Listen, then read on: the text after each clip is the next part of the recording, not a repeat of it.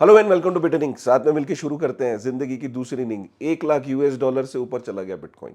So congratulation. देखो, जो बिटनिंग का चैनल देखते हैं उन्हें ये पता था कि आज नहीं तो कल ये होना ही है। 1 लाख यूएस डॉलर ना एक मेंटल एक बैरियर, बहुत लोगों के दिमाग में ना ये एक फिगर, एक जैसे कहते हैं ना यार, ये एक आइकॉनिक फिगर हो गई। राइट। मतलब जब 99,000 पे था या 95,000 डॉलर पे था तो भी कोई, मतलब कोई 5,000 डॉलर ही तो कम है ना। लेकिन होता क्या है कि जब एक आइकॉनिक लेवल होता है, 1 लाख यूएस डॉलर एक बैरियर होता है, मतलब उसको ब्रेक करना इज लाइक फिनोमिनल। ये एक हिस्टोरिक मोमेंट है। मतलब जब दुनिया के अंदर जब भी किताबें लिखी जाएंगी आगे फ्यूचर में बिटकॉइन के बारे में, जब हर बच्चा हर बंदा घर के अंदर इसके इसके अराउंड एक इन्वेस्टमेंट स्ट्रैटेजी बना रहा होगा, तब वो कहेंगे अच्छा 1 लाख यूएस डॉलर कौन सी तारीख में गया था, किस वक्त पे गया था। राइट। तो ये मोमेंट्स होते हैं, इनको याद किया जाएगा। वो बात अलग है कि कुछ दिनों बाद आपको यही 1 लाख यूएस डॉलर बड़ा बोरिंग लगने लगेगा। अरे यार, अब ये और कितना जाएगा और कितना बढ़ेगा। देखो, फिर मैं बोलता हूँ कि आप बिटकॉइन के बारे में जब भी सोचें तो डेकेड्स में सोचें, सालों में सोचें। दिनों के अंदर सोचना बहुत बड़ी बेवकूफ़ी है। मतलब अगर आपने सोचो एक ट्रेडर के माइंडसेट को अगर देखा होता है कि यार मैंने ठीक है थोड़ा बहुत प्रॉफिट बना लिया, अब निकल जाओ, तो आप कभी भी बिटकॉइन में एक्सपोनेंशियल गेन नहीं कर सकते। बिटकॉइन के बारे में अगर मैं हमेशा प्रोत्साहित करता हूँ कि आपको मिनिमम जो सोचना चाहिए वो एक हाविंग से दूसरी हाविंग साइकिल, मतलब मोटा मोटा जिस साल में हाविंग हुई है और उसके अगले 5 साल तक आपको मिनिमम होल्ड करना चाहिए। मेरा ये भी यहाँ पे हमेशा से कहता हूँ कि जो 60 साल से उम्र के व्यक्ति है या जो 50 साल से ऊपर के जो व्यक्ति हैं उनको सिर्फ बिटकॉइन में ही एलोकेशन लेनी चाहिए। जबकि इथेरियम, सोलाना, बाकी लेयर वंस भी अच्छी हैं, लेकिन मैं कहता हूँ कि यार आपकी एज अगर 55 से ऊपर है तो आपको सिर्फ बीटीसी में एलोकेट करना चाहिए। वो भी आपको फिर ये करना चाहिए कि हाविंग वाले साल से अगले 5 साल तक। इस तरह की बहुत सारी चीज़ें मेरे चैनल पे हमने हमेशा डिस्कस करी हैं। यहाँ तक कि हमने यूज़ केस से लेके हर चीज़, मतलब बहुत लोगों ने, जब मैंने ये जर्नी शुरू करी थी तब बिटकॉइन के बारे में जब मैं बात करता था तो लोग काफ़ी सस्पिशन से भी देखते थे कि यार किसी पॉन्जी स्कीम के बारे में बात कर रहा है। लोग डाउट करते थे, लोग विश्वास नहीं करते थे, लोग हंसते थे। वो कहते थे पागल हो गया है कि कैमरा उठा के बात करने लगे एक एसेट क्लास के लिए। मैंने हमेशा बिटकॉइन को एक एसेट क्लास की तरह हमेशा प्रेजेंट किया है। मैंने हमेशा आपको ये बोला कि अगर हमारी जो लड़ाई है, हमारी लड़ाई किसी पर्टिकुलर चीज़ से नहीं है, सिर्फ एक ही चीज़ से, इन्फ्लेशन से। हम महंगाई से लड़ना चाहते हैं। महंगाई साल दर साल बढ़ रही है। अगर हम देखें महंगाई की दर, कई दुनिया के देश हैं जहाँ डबल डिजिट में महंगाई है।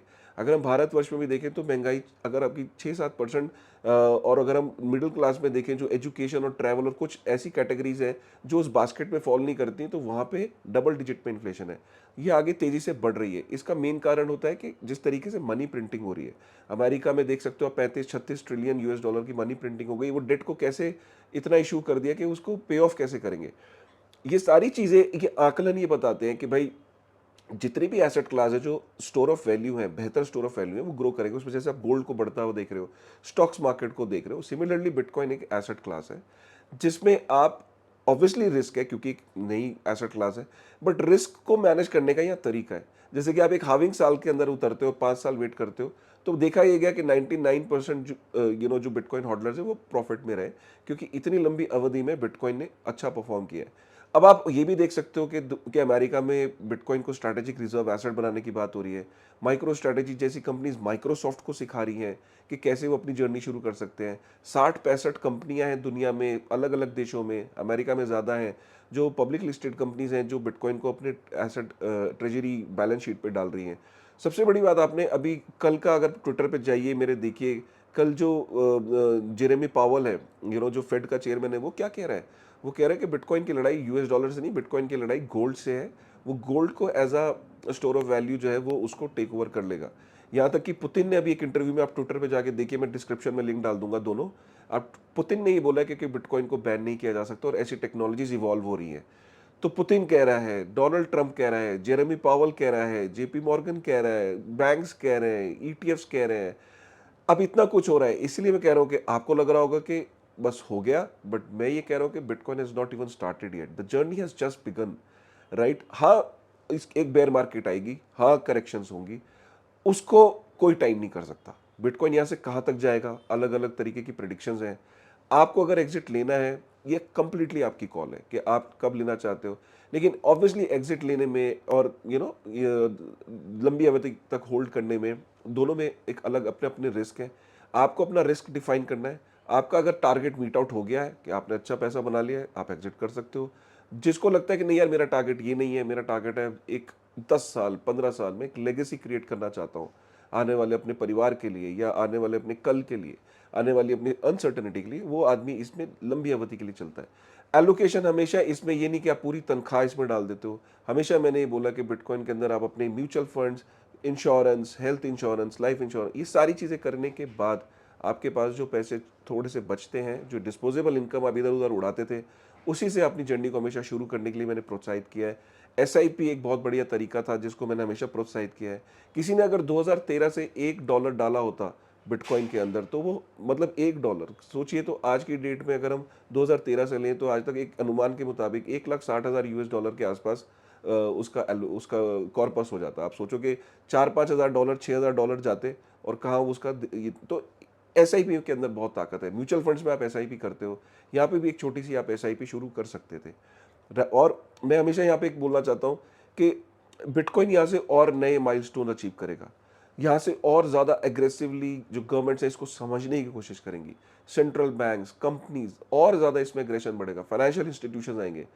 लेकिन वो क्या अभी कल रात में आ जाएंगे? नहीं। अब बिटकॉइन ने एक ऐसा बैरियर तोड़ा है, हर न्यूज़ आउटलेट, हर हेडलाइन में ये होगा, चर्चा होगी, काफ़ी लोग अब चुप हैं, काफ़ी लोग अभी इसे समझने की कोशिश कर रहे हैं, इसके अराउंड स्ट्रैटेजीज बना रहे हैं।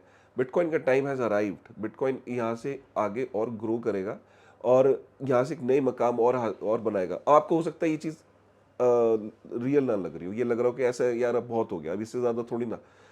ये बात तब भी बहुत लोग करते थे जब बिटकॉइन 1,000 यूएस डॉलर से 10,000 यूएस डॉलर पे गया था। तब भी लोग कहते थे बस बिटकॉइन का हो गया, और उस टाइम में बहुत लोग $20,000 पे एग्जिट कर गए थे इस इंडस्ट्री से, वो वापस नहीं आ पाए।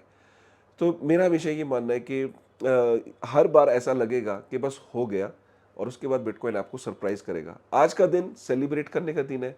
सेलिब्रेशन का बेस्ट तरीका ये है कि आप अपने पास आसपास लोगों को बिटकॉइन और क्रिप्टो में डिफरेंस बताएं। बिटकॉइन कैसे इन्फ्लेशन के लिए एक हेज है, समझाएं। आसपास अपने एक दो लोगों को सिखाएंगे, यही एक परफेक्ट तरीका होगा सतोशी नाकामोतो को ये कहने का कि थैंक यू। अगर ये वीडियो पसंद आया तो प्लीज़ आपकी क्या फीलिंग है एक बार कमेंट करके बताइएगा, लाइक करिएगा, एंड मिलते हैं फिर एक नई वीडियो में एक नई एनर्जी के साथ। तब तक take care and thank you.